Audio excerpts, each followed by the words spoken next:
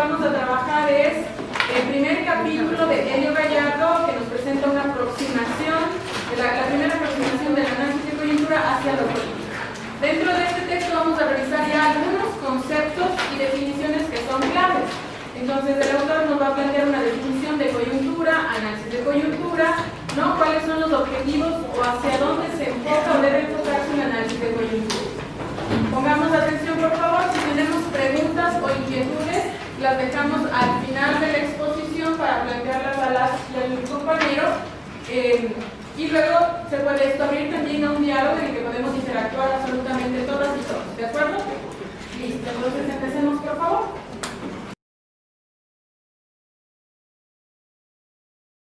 Vale, chicos, nosotros, como dijo la profe, vamos a exponer el texto de Helio Gallardo, Fundamentos de Formación Política. Esta exposición la hemos dividido en 4 puntos fundamentales que van a ser. El primer punto es el más teórico, entonces en este punto lo que vamos a hacer es sentar las bases con respecto a los conceptos que vamos a tratar. En el segundo, tercer y cuarto punto ya son un poquito más prácticos y vamos a intentar poneros más ejemplos con respecto a la actualidad. Entonces, en el segundo punto vamos a tratar el análisis de coyuntura como una forma de conocer la realidad y en el tercer punto como una forma de conocimiento, para finalizar dándoos una primera aproximación del análisis de coyuntura y la realidad. Vale, entonces, en el primer punto vamos a partir de una idea principal, a partir de la cual vamos a ir conceptualizando varias nociones. Entonces vamos a partir de la idea de que la coyuntura siempre va a estar relacionada con la noción de articulación. Articulación de lo real y de lo real con la necesaria inserción de nuestra acción en esa realidad. Es decir, la articulación de lo real con mis prácticas. La articulación de estos dos va a dar igual a la realidad histórica social. Esta realidad histórica social es el objeto de estudio del análisis de coyuntura. Entonces, esta va a ser la idea base y a partir de aquí vamos a explicar qué es coyuntura, qué es articulación, cómo se articula lo real y las prácticas para dar igual a la realidad histórico-social. Vale. Con respecto a la coyuntura, tenemos que relacionar este concepto a dos nociones básicas que van a ser coyuntura con relación, vinculación y articulación y coyuntura con las condiciones o circunstancias favorables o desfavorables de un hecho o un fenómeno social. Por lo tanto, cuando hablamos de coyuntura, vamos a entender como las situaciones o las circunstancias de un conjunto articulado de hechos o fenómenos sociales. Vale. Pero la mejor o peor comprensión que nosotros tengamos de este conjunto articulado de hechos o fenómenos sociales va a determinar nuestra acción dentro de esa realidad histórico-social. Por lo tanto, la articulación no solo va a hacer la coincidencia de dos o más hechos en un espacio temporal específico que da un sentido a la realidad, sino que también va a ser la inserción de mi acción, que también supone mis conocimientos, los valores, etcétera, dentro de esa situación social. Vale, por lo tanto, la realidad social va a ser un conjunto, como hemos dicho, de acciones, un conjunto de fenómenos, pero también dentro de ese conjunto articulado va a formar parte de nuestra acción. Vale, pero como hemos dicho, si nuestra acción va a ser importante dentro de la configuración de lo real, histórico y social, significa que tenemos una responsabilidad de nuestra acción. Aquí viene la relación entre la teoría y la práctica, entre el pensar y actuar. Es decir, en el momento en el que yo no soy consciente de mi acción, en el momento en el que yo actúo pensando que las consecuencias de mi acción van a ser completamente arbitrarias en la realidad, en ese momento lo que estamos tomando es acciones unilaterales. Estas acciones unilaterales van a tener varios orígenes. Entonces, estas acciones unilaterales pueden tener su origen en la ausencia de información o conocimientos. Esto quiere decir que cuando yo actúo de manera completamente desinformada. ¿Qué consecuencia tiene esto? Que posiblemente cuando yo inserte mi acción en la realidad social, lo haga principalmente desde el desconocimiento y sobre todo desde los prejuicios. Otra de las segundas orígenes de la acción unilateral es la incapacidad para organizar conocimientos. Esto implica que yo, si voy a formar parte de esa realidad histórica social y no soy capaz de construir un sentido actual, de relacionar todos los hechos para poder analizar la situación real, estamos tomando una acción unilateral. Como habíamos visto en la anterior clase con Cerda, el método de investigación no solo se basa en la observación, sino tomar una postura crítica ante esa realidad. ¿Y cómo lo hacemos? Pues teniendo información y también organizando todos estos hechos, relacionándolos y dándoles un sentido actual. El tercer origen de la acción unilateral es la inserción pasiva. Esta considero que es la más importante, porque ¿qué pasa cuando a nosotros no nos interesa la realidad histórico-social en la que estamos? Lo único que hacemos, al estar totalmente desinteresados, es legitimar y reproducir los modelos geopolíticos de las clases dominantes en la sociedad. Por lo tanto, no nos están pensando la realidad histórica-social de la que nosotros deberíamos formar parte. Y por último, la acción unilateral también surge de una inserción emotiva. Esta es muy simple, es cuando nosotros actuamos desde nuestros sentimientos, desde nuestras emociones, dejando a un lado completamente pues, la parte racional y analítica. Vale, entonces, como la primera gran conclusión que sacamos de esta primera parte es que la real, histórico y lo social no es algo que sea completamente homogéneo, es heterogéneo y por lo tanto tenemos que analizar esa realidad desde diferentes aristas y desde diferentes factores. Bueno, el segundo punto es una forma de conocer lo real. Como vimos con las formas en las que nosotros a veces actuamos por emociones, por no tener conocimientos o por no poder organizar nuestros conocimientos, vamos ahora a ver cómo se inserta el individuo, yo cómo me inserto dentro de la sociedad, pero para esto para saber lo real, debemos tener ciertos requisitos. El requisito es netamente tener un buen conocimiento, un conocimiento adecuado que nos permitirá tener un comportamiento adecuado y a su vez tener una buena inserción dentro de la sociedad. Ya. Para esto, cuando nosotros empezamos a generar nuestros tipos de conocimientos, empezamos a generar un plan estratégico. Nuestro plan estratégico, según nos dice el autor, tiene 3 niveles. Los 3 niveles están dados jerárquicamente. El primero es familiar. ¿A qué nos referimos? Cuando nosotros actuamos, tenemos ese conocimiento e inserción dentro de la familia, con nuestros primos, nuestros padres. El segundo es lo social. El social depende específicamente del rol de cada uno, de cada individuo, el rol en el que se maneja. Por ejemplo, nosotros nos manejamos en un rol de estudiantes, compartimos conocimientos dentro de la universidad, con nuestros compañeros, con autoridades de la universidad y con nuestros docentes. Ahora, el último nivel, el nivel óptimo que nuestro autor nos dice al que nosotros deberíamos llegar, es un nivel netamente político. Para eso nosotros tener responsabilidades de poder y fuerza. Un ejemplo que les puedo dar sobre el nivel político es cuando ustedes tienen un buen conocimiento de su familia, pasan por un conocimiento del rol en la sociedad, entonces tienen un conocimiento más adecuado y más grande, provocando que muchas personas, por ejemplo, empiecen a integrar organizaciones o movimientos. Ahí es cuando ya llegamos al nivel óptimo de conocimiento y formamos parte de la inserción de la sociedad. Ya.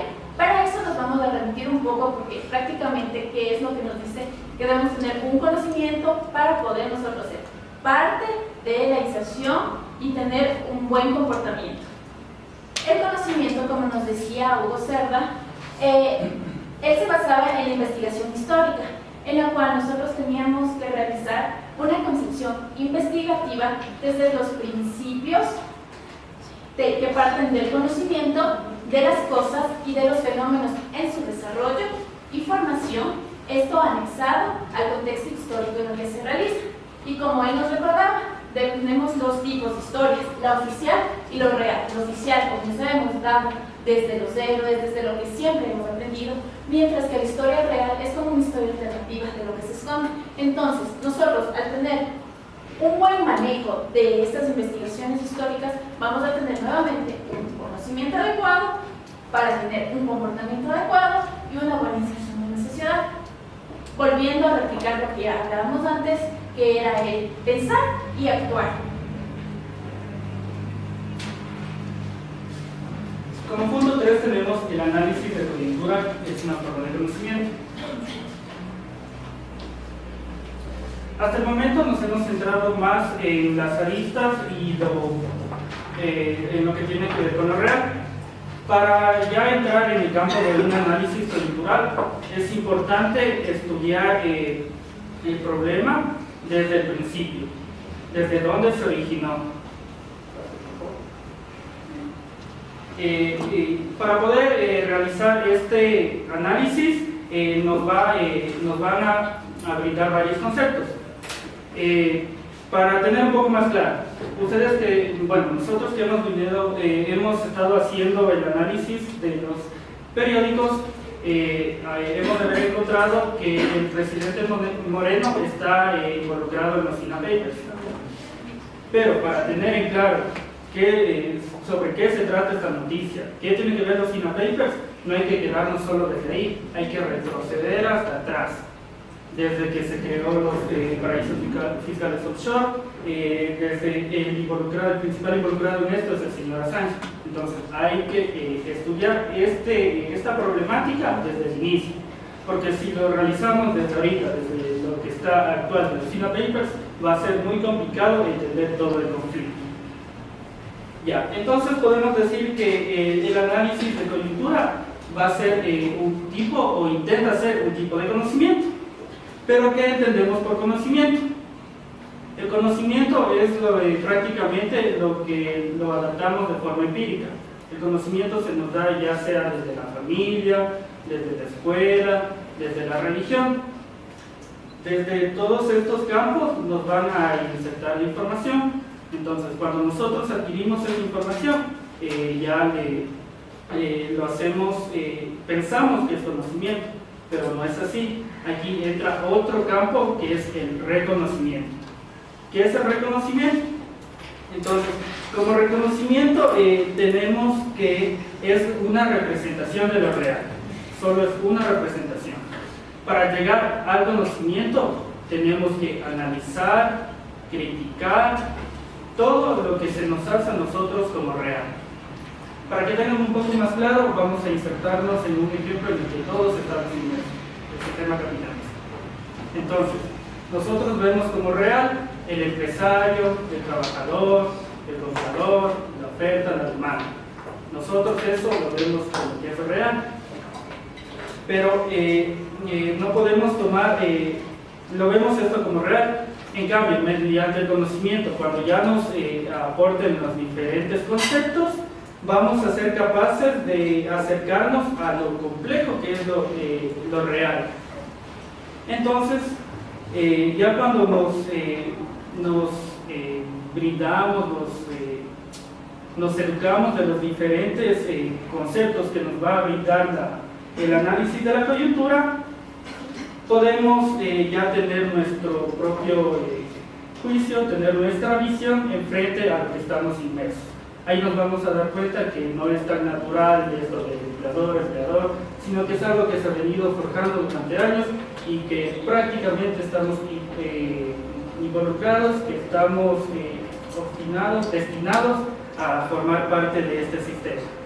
Entonces hay que tener en claro y en cuenta que no podemos tomar el reconocimiento como la carencia de conocimiento, sino que el reconocimiento es un efecto social, lo que la sociedad nos ha implantado. Entonces,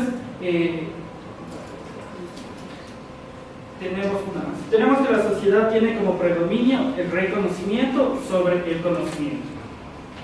Entonces, volviendo al subtema que era el análisis como una forma de conocimiento, tenemos que el análisis se basa siempre en analizar, en criticar, en jerarquizar todo lo que hemos adaptado como real, como propio nuestro, para crear una nueva visión, una nueva forma de ver. Pero aquí ustedes se preguntarán, es importante cómo vamos a hacer que nuestra visión, después de ya tener todos nuestros conocimientos, se expanda. Es algo muy complicado, ¿no es cierto? Pero hay que empezar desde lo más pequeño, conversando con la familia, conversando con amigos. Entonces, ya la información que nosotros brindamos después de haber realizado un análisis, esto se va a expandir hasta un campo social más grande, ya un grupo de amigos, el barrio, y así hasta llegar ya, que el objetivo es llegar a un ámbito global o social mucho más grande.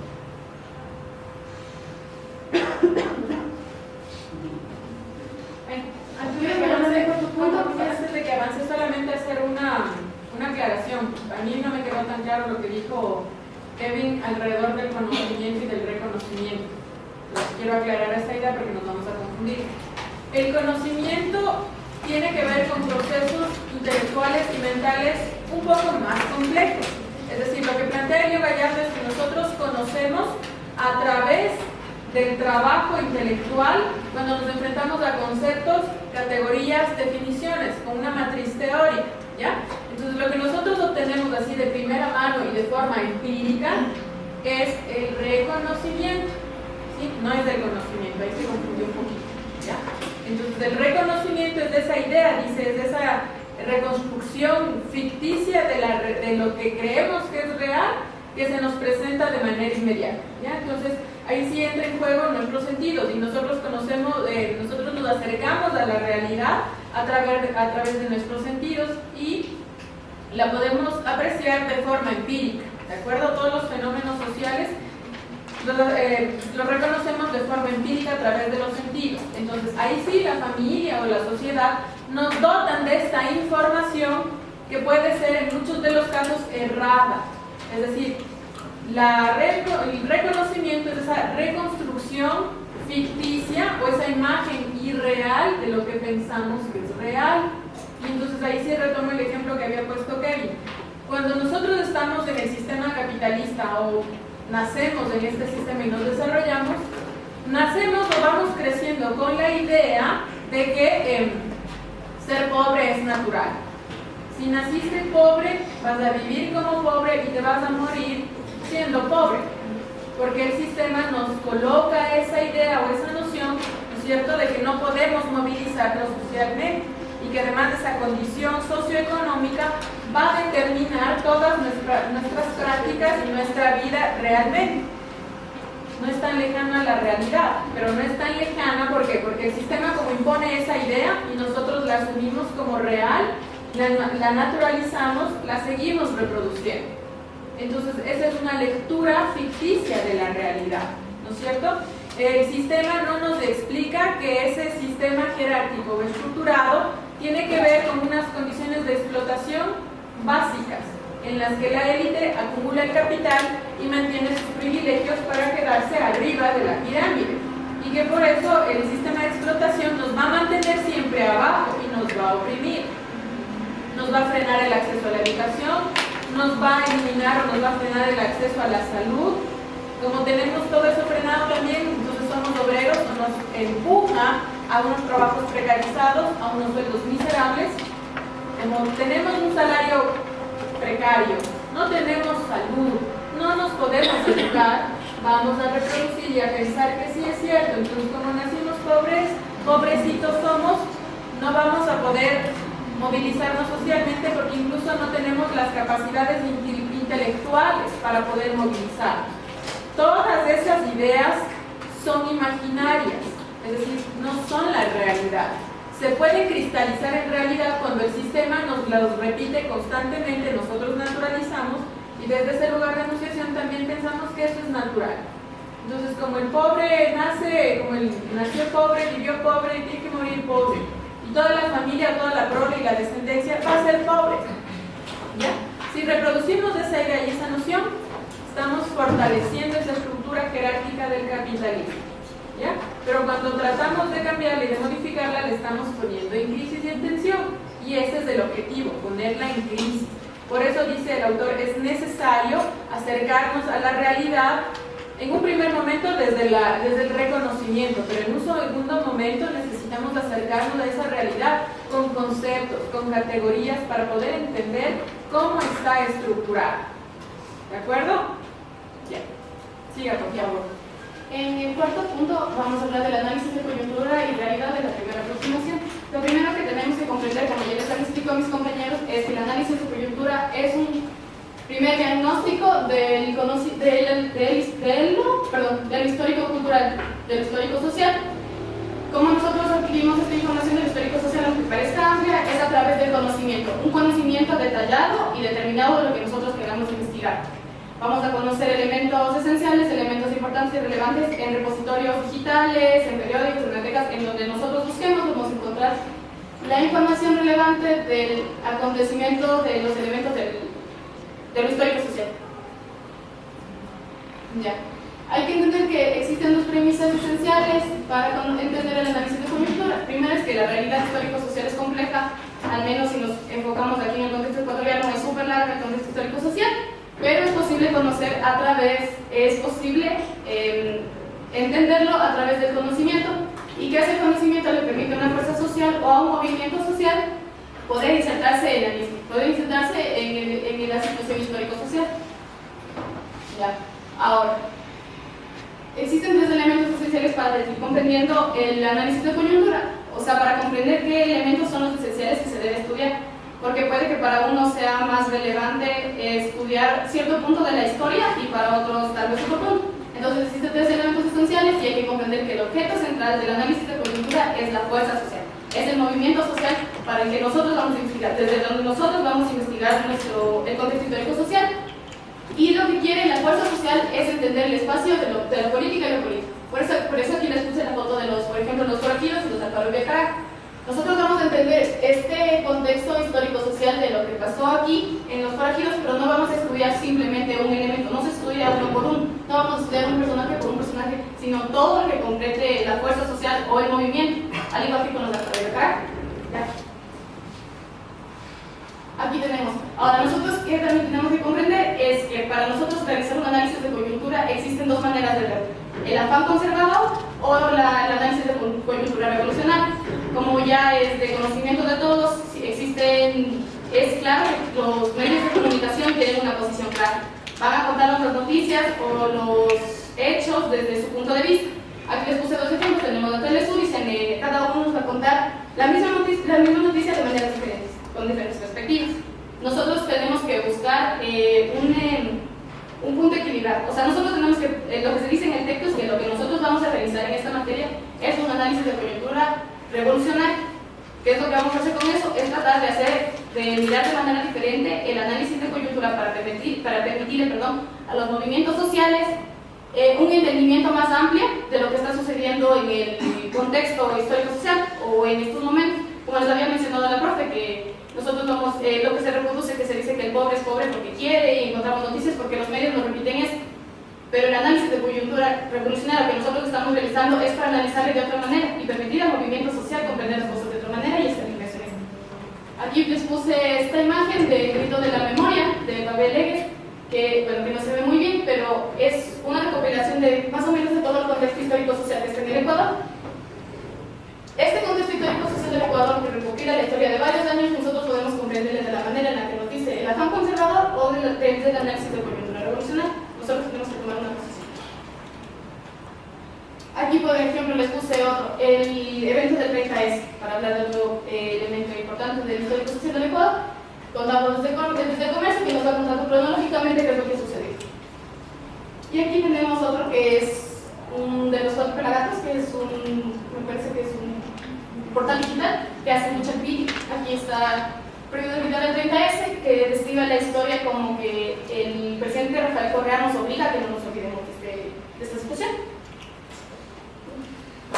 Entonces, hay que comprender que el análisis de coyuntura tiene una importancia y sentido del material social.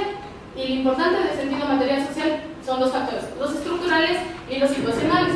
El estructural se divide en dos elementos: el interés y necesidades que tenga el grupo social para que nosotros vamos a manejarnos, o desde el lado en que nosotros vamos a manejarnos, y el concepto que tengamos nosotros del análisis de coyuntura que nosotros estamos realizando, es decir, de los elementos más esenciales que saquemos nosotros de las noticias. Y el situacional se refiere específicamente a nuestro grupo de trabajo. El grupo de trabajo que ustedes están realizando sus noticias, ¿qué es lo que quiere conocer? ¿Qué es lo que quiere describir específicamente? Ya. En la articulación del análisis de coyuntura existen tres elementos esenciales, que es el conocimiento previo, que como ustedes han de ver en sus noticias, el conocimiento previo se enfoca específicamente en hacer una crítica a la noticia que nosotros estamos obteniendo. Es decir, nosotros obtenemos las noticias de las elecciones pasadas, pero no nos quedamos simplemente con eso, tratamos de buscarle de otra manera.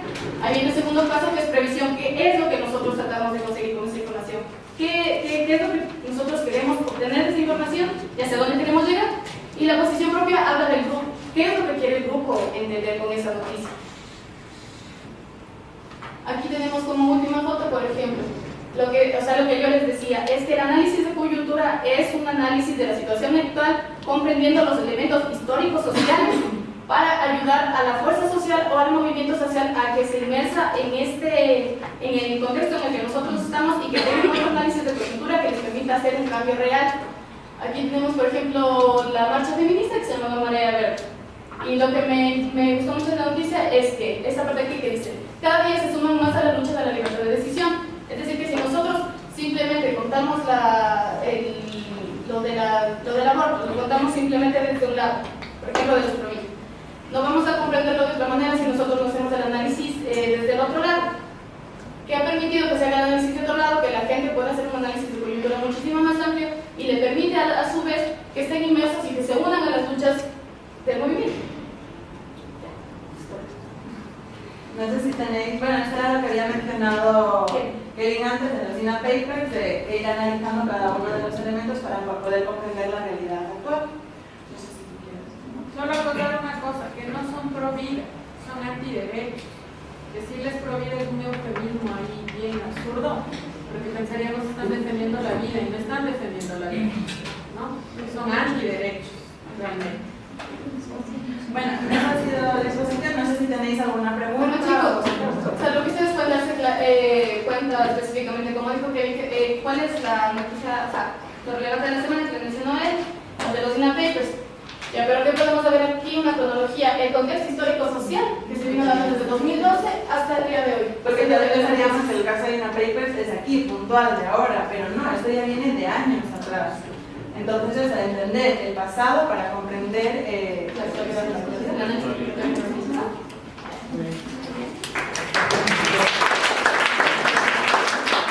¿Preguntas o alguna inquietud? ¿Algo que no les haya quedado claro de lo que discutieron los compañeros? El compañero y las compañeras.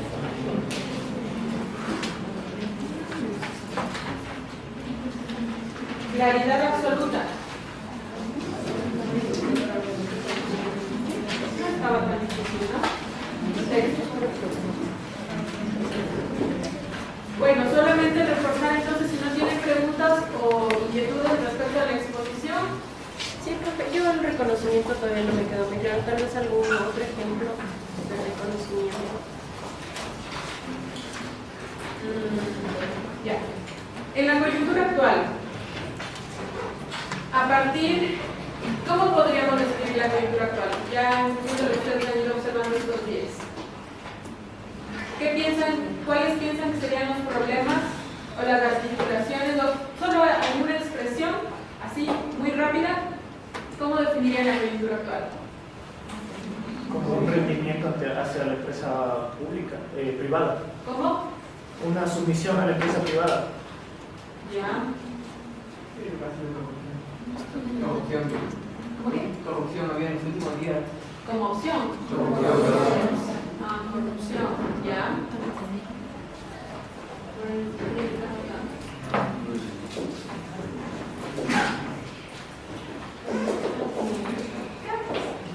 Y la otra es corrupción.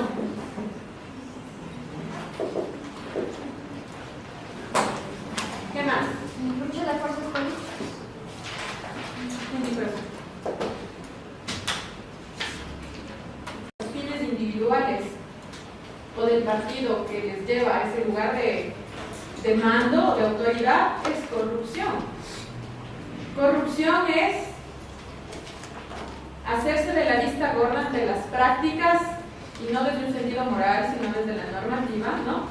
Hacerse de la vista gorda ante fenómenos o ante procesos que irrumpen en la misma norma. Eso es corrupción. El señor Trujillo fue electo, el representante del Consejo de Participación Ciudadana y Control Social, fue elegido de un proceso bien dudoso, ¿no? Porque Lenín Moreno llega a la presidencia y él dice, bueno, primero vamos a dar un paso al costado del correísmo, de Rafael Correa y del gobierno anterior. Olvídense que yo era de Alianza País, olvídense que yo fui vicepresidente en el primer gobierno de Rafael Correa, de eso olvídense, y ahora vamos a entrar como en una nueva etapa. El Ecuador va a regenerarse, ¿ya? Entonces vamos a dar un paso al costado de ese gobierno corrupto, nefasto, autoritario, violento, malvado, machista. Vamos a dar un paso al costado, vamos a ser diferentes. Y para ser diferentes, vamos a sacar a toda la gente que fue electa o bajo procesos dudosos de seleccionamiento para estas instituciones que tienen mucho poder y nivel de incidencia. Entonces vamos a sacar, a cesar en sus funciones a todos los consejeros de participación. Vamos a cesar en sus funciones a todos los miembros del CNE. Vamos a sacar a todos sus miembros de la Corte de Justicia, de la Contraloría. Vamos a depurar las instituciones. Con la depuración de las instituciones vamos a dar un paso adelante contra la corrupción, porque este gobierno se va a definir desde ahí, va a ser un gobierno anticorrupción y vamos a fiscalizar y que caiga quien caiga, ¿no? Entonces empezamos sacando a esta gente corrupta que venía con esas prácticas corruptas del gobierno anterior que era corrupto y vamos a meter gente decente que no tiene esas prácticas, ¿no? Gente decente que lo que piense es en el país, en eliminar la corrupción del país, que tan mal está. Vamos a poner a una gente que sea representativa y esta gente representativa va a encargarse de ir saneando sus instituciones y de ir saneando el resto de instituciones. ¿Qué hizo el señor Trujillo? ¿Qué ha hecho el CNE? ¿Qué ha hecho en Contraloría, en Fiscalía, la Corte Constitucional, la propia Asamblea? ¿Qué han hecho durante este tiempo? ¿Y por qué luego de que asumió la Corte, el Consejo de Participación, el señor Trujillo empezó a decir cosas de ahí como hablar de inconstitucionalidades, que el gobierno anterior, que la Corte anterior, que el Consejo anterior habían tomado decisiones arbitrarias, anticonstitucionales, que habían incidido en las otras funciones cuando no debían hacer eso, se metieron en las otras instituciones. Y que eso fue lo que brindó al gobierno anterior. ¿Y qué empezó a hacer el señor Trujillo? ¿Y por qué se empeñó? Y se empeña aún porque ahora con los resultados electorales él sí se agarró y dijo: este consejo es ilegítimo. Y ahí está la muestra, la sociedad se ha pronunciado y la mayor cantidad de votos nulos demuestra que realmente es una institución ilegítima que no debe existir. Y yo mismo me voy a encargar de ir provincia por provincia recogiendo firmas para presentar, ¿no?, y exigir que se elimine esta institución, porque no debe existir ahora. ¿Dónde le encuentran ustedes ahí lo contradictorio? Y verán que esto nos dicen los medios de comunicación y nosotros nos acercamos a eso, a esa apariencia de la realidad, de lo que parece real, pensamos que eso es lo real. Sí, es verdad, pues. Ha sido un país corrupto. ¿No viste los juicios de fiscalización? ¿No viste que han estado implicados por allá? ¿No viste que les han puesto denuncias? No escucharías eso en la prensa, en la televisión. No leerías en la prensa. Si han sido corruptos realmente. Se han presentado pruebas. Los medios de comunicación nos reconstruyen eso a partir de información que ellos privilegian. Bueno, nosotros somos también, vamos a acercarnos a los medios de comunicación y sabemos cómo funciona. Que se selecciona la información desde una postura nada neutral, nada objetiva, sino desde un lugar de enunciación político, eminentemente político. Ahí sí que conecta, ¿no?, con esa sumisión a la empresa privada. Y no solo a la empresa o al poder económico, la empresa privada, o a los sectores empresariales, sino a los sectores políticos también. Porque yo les decía que lo político y lo económico no debe ser leído en apartados, sino que debe leerse en articulación, ¿no? Y ahí ustedes entienden, en términos de lo político, incluso desde la corrupción, ¿con quién se sentó a dialogar el presidente? ¿Se acuerdan que él dijo que era un gobierno que iba a ser un gobierno del diálogo y de las puertas abiertas? Y que invitó, y que como era así tan democrático y tan abierto, ¿no?, invitó a todos los sectores, porque esa es la real democracia, abrirse al diálogo con todos los sectores. E invitó primerito al sector empresarial. Sí, luego invitó a los indígenas, y luego invitó a los colectivos, y luego invitó a los sectores de los medios comunicados mayoritario, sí, puede ser que sí lo hizo, pero ¿a quién privilegió? ¿A quién le dio el primer lugar para dialogar y en función de ese diálogo empezar a tomar decisiones político-económicas sobre el plan de gobierno que él medianamente proponía para realizar? Y luego ya ustedes tienen clarito, ¿no? A quién eligió en los ministerios, que también fue haciendo un proceso de ubicación de gente que venía desde los dos sectores empresariales, desde los sectores políticos de, entre comillas, oposición. Los invitó porque como era un gobierno del diálogo así tan abierto, ¿no? Tan democrático, invitó a la gente de los sectores de, entre comillas, digo, oposición, que hablaban muchas cosas de cuando él mismo estaba en el gobierno anterior. Y a esa misma gente la invitó a su gobierno, que sean parte de su gobierno, para diversificar. Y esa misma gente es la que está tomando decisiones y generando incidencia en la aplicación del plano de las políticas de gobierno, que ya empiezan a ser mucho más claras, ¿no? Ya no es un gobierno del diálogo. Ya se cerraron las puertas. ¿Por qué? Porque ella también configuró ya planteó su correlación de fuerzas, tiene a la gente que requiere en el lugar en el que la requiere, y si por ahí alguien le dice lo contrario, pues la saca y vuelve a meter a otra persona. Entonces, cuando nosotros de primera mano decimos, no, Ecuador está en el piso porque la corrupción es una cosa terrible, ¿no? El gobierno anterior nos ha robado brutalmente y no han hecho nada. Esa respuesta o esa lectura que es muy común, ¿no es cierto? O sea, es muy cotidiana. Eso es ejemplo del reconocimiento.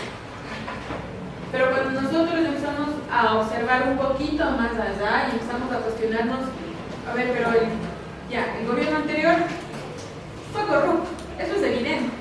Pero tampoco vamos a satanizar y decir solo el gobierno anterior fue corrupto. Entonces, a ver, hagamos un ejercicio de así cortito de investigación. Pongámonos a ver en los gobiernos de los 90 en adelante, a ver qué pasó. ¿Cuál era la corrupción o cómo se expresaba la corrupción? Como el privilegio de la banca. No solo eso, sino acuérdense que cuando Abdalá Bucaram huyó, ¿no? Ya estaba en pleno golpe, él y su familia sacaron el dinero en costales, hacían saquillos de yute, se llevaban el dinero. El famoso escándalo de las mochilas de escolares, de los desayunos de escolares, que era una cosa horrenda, es decir, mandaban productos caducados, vencidos, dañados, encontraban ratas en las bodegas de galletas, así, mal plan. Todo eso es corrupción. Y entonces si nos ponemos a ver ya desde un sentido un poco más crítico para tener elementos comparativos también, y decir que no quiero salvar, no quiero que se escuche así, lo que quiero es que tengamos una visión más crítica y amplia, ¿ya? Porque eso estoy diciendo, todos los gobiernos, todo el sistema es corrupto, porque se sostiene en función de la corrupción, porque privilegia a ciertos sectores, porque privilegia a ciertos grupos y les mantiene en su lugar de privilegios, y eso es corrupción, ¿ya? Incrementar el nivel de pobreza también es corrupción, porque el Estado está desviando esos fondos que debería invertirlos en los sectores marginales e históricamente menos visibilizados y más vulnerables, en vez de invertir en esos sectores con mejor educación, con sistemas de educación de calidad, con salarios que puedan o que sirvan para cubrir esas necesidades básicas, en vez de hacer eso, dicen, no, estamos en crisis, no vamos a subir el sueldo para nadie, ¿no? Es más, nosotros nos vamos a bajar el sueldo, pero no vamos a subir el sueldo a nadie. Pero sigue manteniendo privilegios a otros sectores, y los pobres siguen siendo más pobres, pauperizan más las condiciones. Eso también es corrupción. Absolutamente todas esas prácticas son corrupción, y la corrupción es la base del sistema, ¿no? Porque el sistema capitalista que te dice que hay un grupo, ¿no es cierto?, privilegiado que es quien acumula el capital, y hay otro sector marginal que presta su fuerza de trabajo, la mano de obra precarizada, para sostener a ese capitalista y permitirle que siga acumulando el capital. Y y ahí se va a encargar del plusvalor, ¿no es cierto?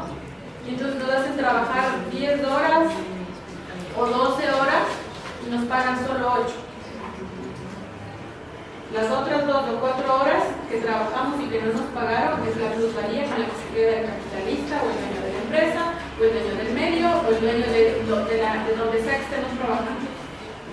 ¿Ya? Más producen, nos hacen producir más, pero nos siguen pagando igual. ¿Quién gana? El dueño de la empresa. Y entonces ahora estamos hablando de la flexibilización laboral como una oportunidad para que los grandes empresarios puedan invertir. ¿Sí tienen claro lo que es la flexibilización laboral? Verán, en los 90s había un mecanismo de flexibilización laboral que se llamaba tercerización. Ya, entonces, por ejemplo, resulta que Metel en esa época, ustedes sí saben que Metel era la empresa de teléfono. Y para que esta empresa funcione o gane más público, entonces van e instalan los teléfonos, ¿no es cierto? Entonces, ¿qué es lo que hacían estas empresas?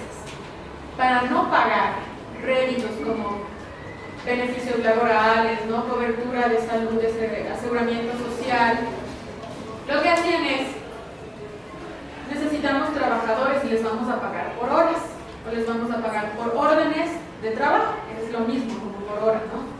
Mientras más órdenes tú tengas y instales, mientras más líneas instales, en menos tiempo, más vas a ganar, según la lógica. Entonces, ¿qué es lo que hacían estas empresas? Subcontrataban. Entonces, por ejemplo, decía, yo quiero unas camionetas, un grupo de trabajadores para empezar a instalar teléfonos al sur y al norte, en los extremos sur y en el extremo norte. Entonces, por acá tenían un grupo de empresarios que podían optar a su vez a otros empleados y yo negociaba directamente con ellos, ¿no? Y les decía, verán, nosotros les podemos pagar tanto por cada instalación. De ahí ustedes ven el porcentaje que negocien con sus empleadores. Nosotros les podemos pagar eso. Digamos que se podía, que ellos pagaban a este tercerizador, le pagaban $10 cada orden instalada. ¿Ya? Listo.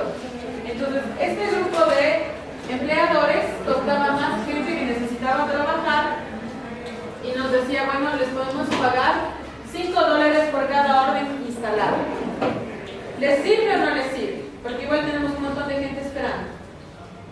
La gente, como había también carestía de trabajo, aceptaba y trabajaba por $5, pero el de acá les pagaba 10. El intermediario se quedaba casi con el 50%, dependiendo, ¿no? A veces más, pero no menos del 50%. Ese sistema se llama tercerización. Ese sistema precariza el sistema laboral. Porque los de aquí que me han contratado y nos van a pagar $5 por cada orden cumplida, ni nos da aseguramiento, no tenemos 10, y tampoco nos paga 13º ni 14º sueldo. Es más, nos pide facturas para poder pagar y se va a retener el valor del IVA para pagar. Así es como se precariza el sistema laboral.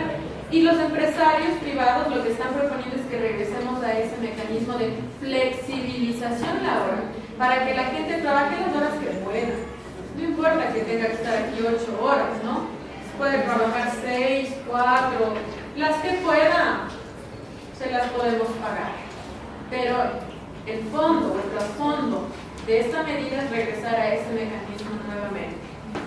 Y entonces, claro, en ese proceso de flexibilización laboral y con el número ingente o cada vez más creciente de desempleados en nuestro país, pues necesitamos trabajar, pues, porque necesitamos comer, tenemos familia, o somos cabeza de hogar y hay que mantener, ¿no es cierto? Entonces vamos a aceptar, porque además ya tengo mi título de licenciatura de la FACU, pero no consigo trabajo.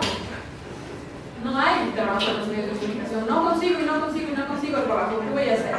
Voy a trabajar de lo que encuentre. Y puede ser que hasta ya hice mi maestría y tengo mi doctorado, pero ahora se resulta que estoy sobrevalorada para el trabajo y no me van a pagar lo que a mi título correspondería que me paguen y no me contratan por eso, porque dicen que estoy sobrevalorada. que necesitan obreros así, mano de obra básica, técnica, para pagar un sueldo básico y no me van a contratar. También es un problema. Entonces, y de ese problema empezamos ya a tener hace un par de años atrás. Mucha gente en el gobierno anterior, como había dinero, había bonanza en un momento en el gobierno anterior, empezó a irse a estudiar por fuera, a sacar sus maestrías o sus pregrados o sus posgrados fuera, en Europa, sobre todo por los tratados y los acuerdos comerciales y de intercambio que había. Y entonces resulta que ahora tenemos un montón de profesionales, ingenieros, ¿no es cierto?, en cosas así que impensables que podríamos tener acá, o sea, como profesiones, y los tenemos acá sentados y desocupados y con una deuda por pagar su beca. ¿Qué hacemos con esa gente? Y no pueden irse del país, ¿verdad? Porque firmaron un contrato y tienen que, ellos en ese contrato se comprometieron a devolver centavo, hasta el último centavo que el Estado invirtió en ellos con trabajo, pero el Estado te dice, no tenemos vacantes, estamos con, es más, estamos hasta pensando en sacar gente porque no tenemos vacantes, lo sentimos mucho. Y por otro lado, el mismo Estado te dice, ¿cuándo me vas a pagar? Me estás debiendo dinero, tienes hasta esta fecha para cancelar.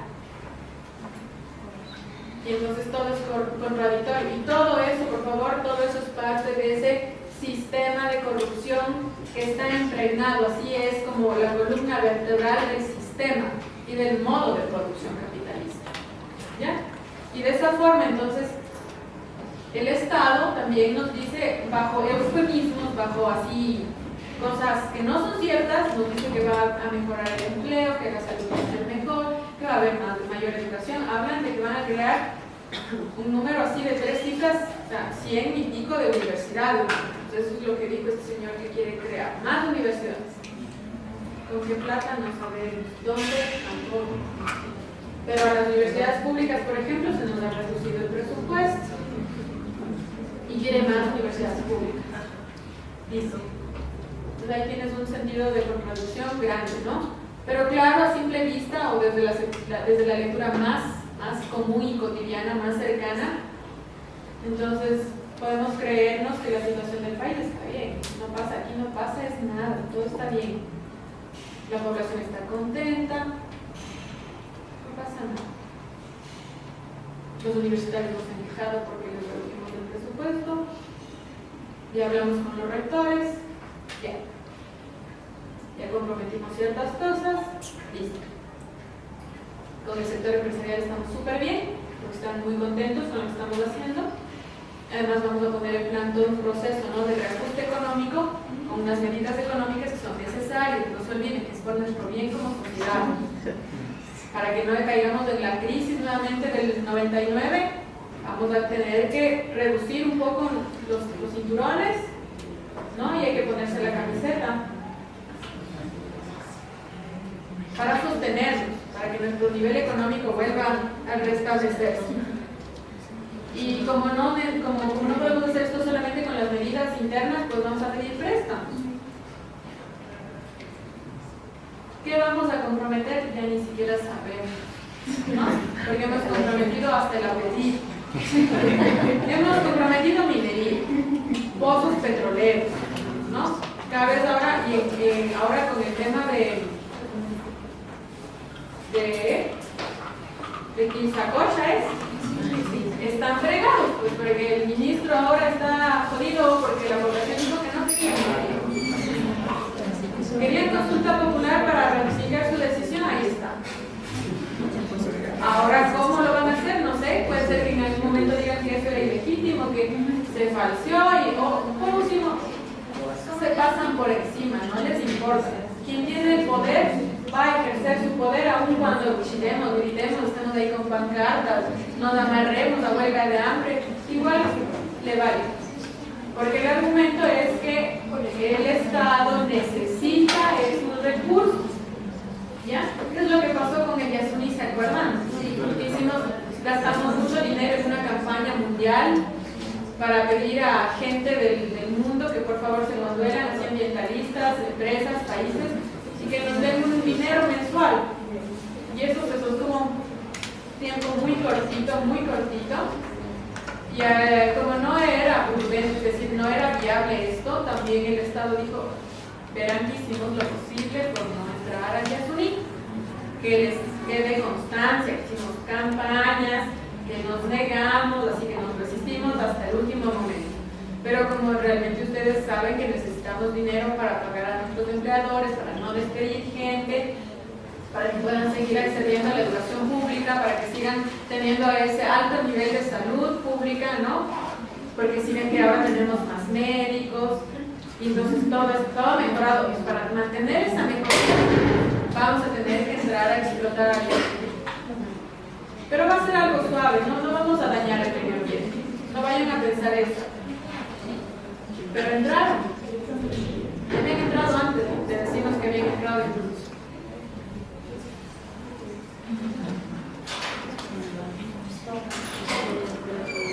Entonces, todo esto que nosotros leemos o tenemos de primera impresión o de primera vista, o a primera vista es lo que se nos presenta como reconocimiento.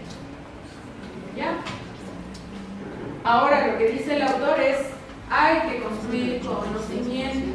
El conocimiento ya implica un nivel de esfuerzo, incluso intelectual, que debe llevarnos a un lugar de reflexión más crítico. Y empezarnos a preguntar por qué, quién, cómo, desde cuándo. ¿Ya? Y entonces cuando ya tengamos esos elementos conceptuales, podemos entonces acercarnos e ir rompiendo ese reconocimiento y decir, pero no ha sido así, ha sido de esta otra forma, ¿y por qué no nos dicen eso en los medios? Dime, yo vi una noticia que estamos haciendo el análisis de lunes, del 1 de abril, sobre la inversión minera, en la que decían que en el 2018 fue la mejor, tuvimos los mejores ingresos por inversión extranjera y todo eso. Y en un parrafito chiquito dice que a pesar de que haya ganado la consulta popular, no, iban a seguir con los trabajos de pero no la expresión, pero es que el Estado construye esas ficciones, ¿no? Y luego se limpia. Es decir, ustedes pidieron consulta, ahí está su consulta. Más sin embargo, les decimos que no podemos. Es un momento crítico de la situación económica y no podemos. Lo lamentamos mucho de corazón, pero no podemos.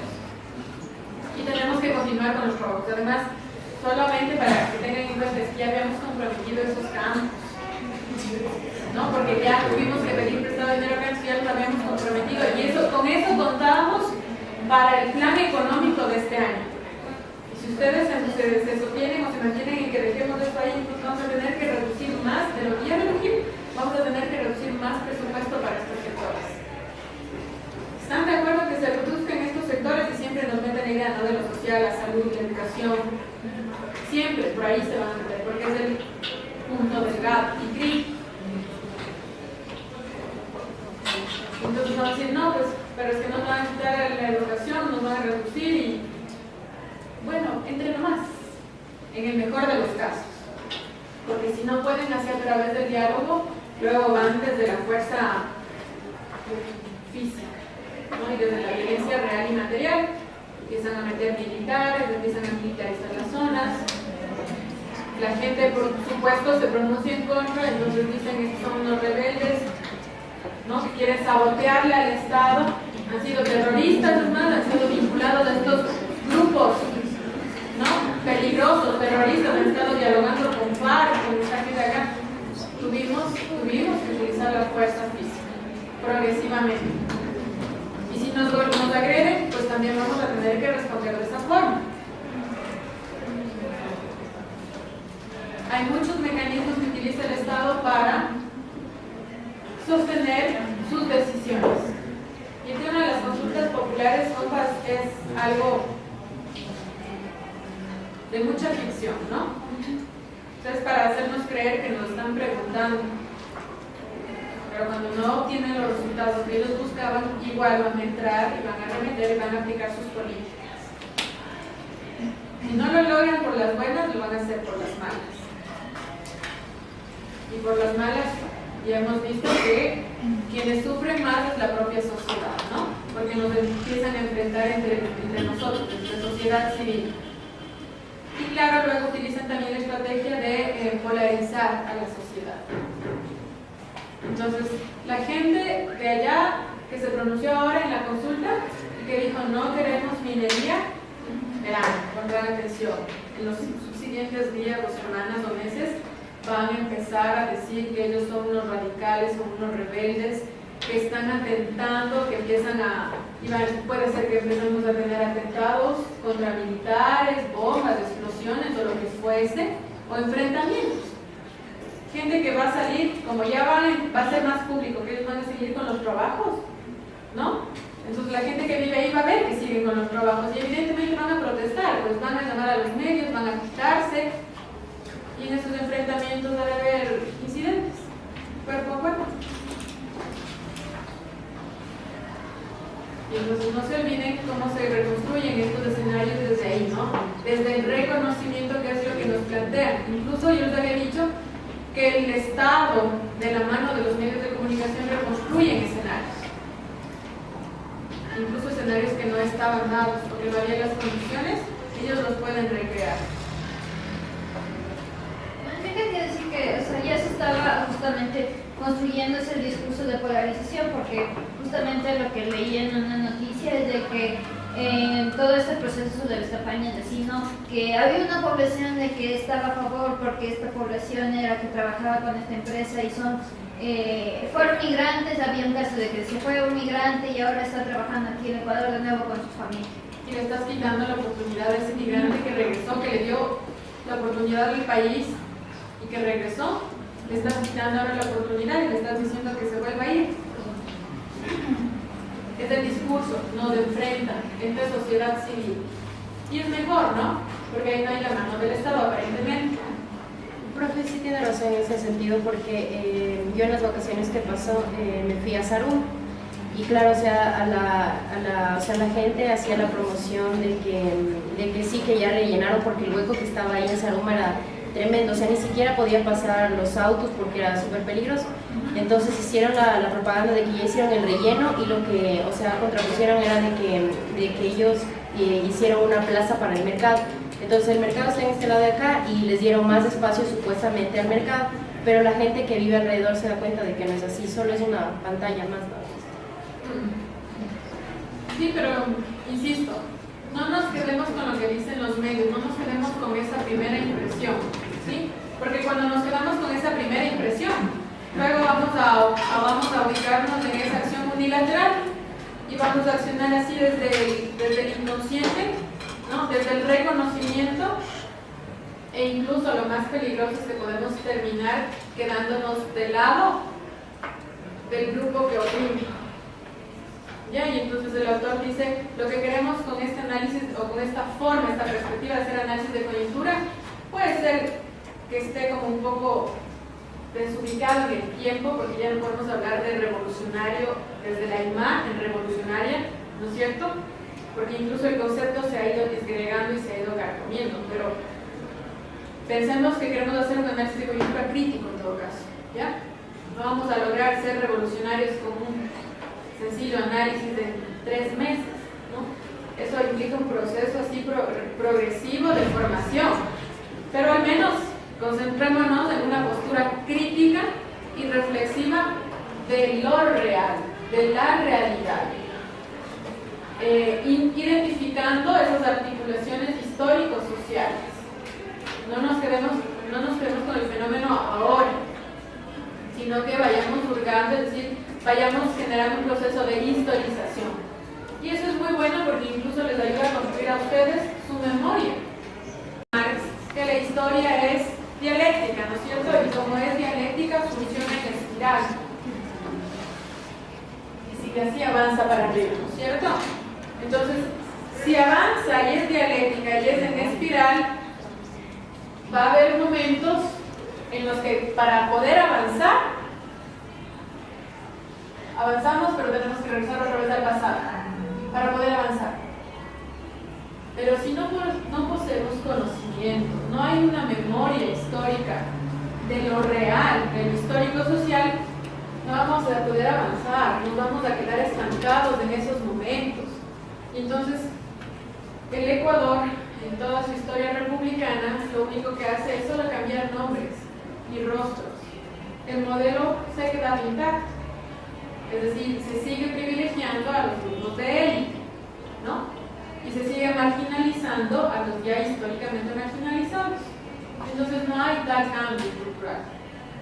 Por más socialista que se diga, por más del pueblo, por más socialista del siglo XXI, por más revolucionario, puede ser que nos suene bonito en discurso, pero la realidad es que el sistema no se ha movido, ni se ha quebrantado. Seguimos teniendo grupos privilegiados que están en el poder, que tienen el poder, que heredan el poder.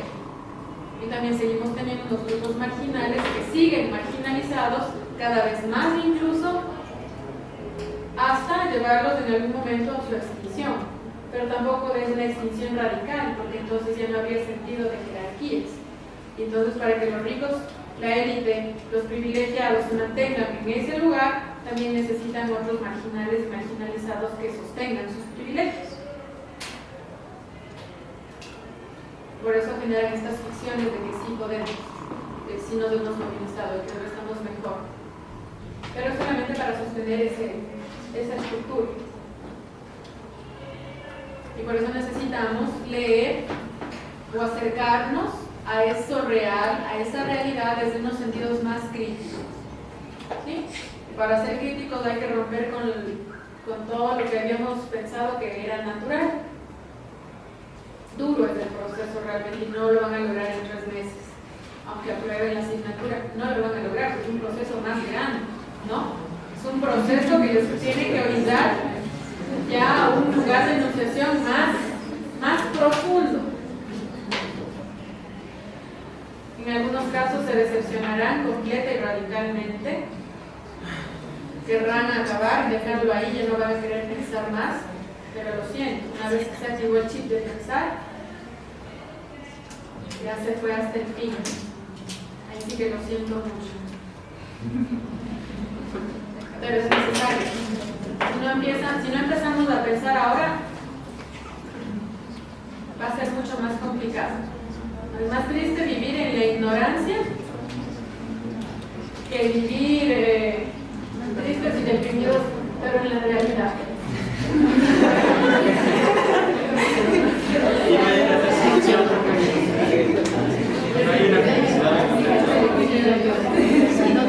¿Qué les puedo decir de eso? Y la tercera opción. Yo prefiero vivir, levantarme deprimida todos los días, pero al menos sé por qué estoy deprimida. Porque la realidad es una completa basofia. Pero más triste sería levantarme y decir, ay, qué lindo día el día de hoy, voy y cobro mi sueldo, qué lindo. Voy a hacer lo que quiera con mi sueldo. Lo que quieras. Es más triste. Lo que quiero. Porque me voy a despertar pensando que mañana tal vez me suban el sueldo. Y así todos los días. Tal vez mañana me suban. Tal vez este año me suban el sueldo. Tal vez ahora que me voy a jubilar me suban el sueldo. Más triste. Aunque sea súper chistoso, prefiero saber que nunca me van a subir el sueldo y que voy a vivir en esta situación, y que eso incluso me da a mí elementos para que yo pueda transformar eso, y aunque sea en los últimos años de vida pueda desestructurar o pueda yo transmitir eso a mi prole, a mi descendencia, para que no piensen que eso es natural y no se queden así, y luchen desde las diferentes formas de expresiones de lucha, pero que no se traigan el cuento de que yo prefiero 1000 veces eso a lo otro, a vivir ilusionada toda la vida de algo que nunca va a llegar. Eso sí es más triste. Eso sí es más triste. Mejor despierten ahora que traten de despertar más adelante cuando tengan hijos, estén sin trabajo, estén endeudados. Eso es más triste. Si despiertan ahora incluso pueden modificar esas condiciones. Pero necesitan conocer, ¿ya? Necesitan despertar. Salgan ya de las burbujitas rosas. La vida es dura, es fuerte. Pero esa es la realidad, ¿no? bajo el brazo van a llovernos las ofertas de empleo. No es así. Entre nosotros mismos nos vamos a devorar para hacerse el paso, ¿no? Y conseguir un trabajo que nos permita subsistir, no vivir.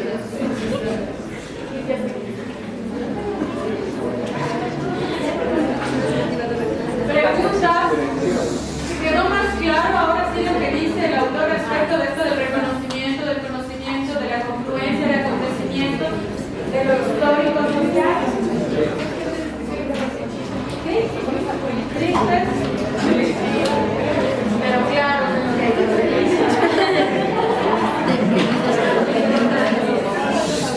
si no hay más dudas o preguntas, entonces muchas gracias por la clase de hoy.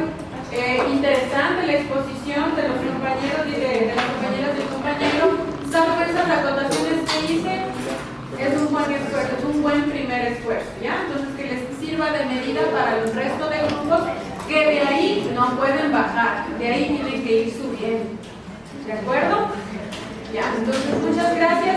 Tienen ya su programa de lecturas para el día, para las clases subsiguientes.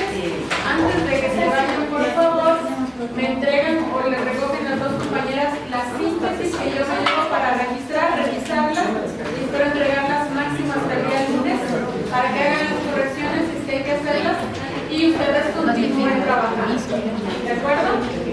Una cosa más.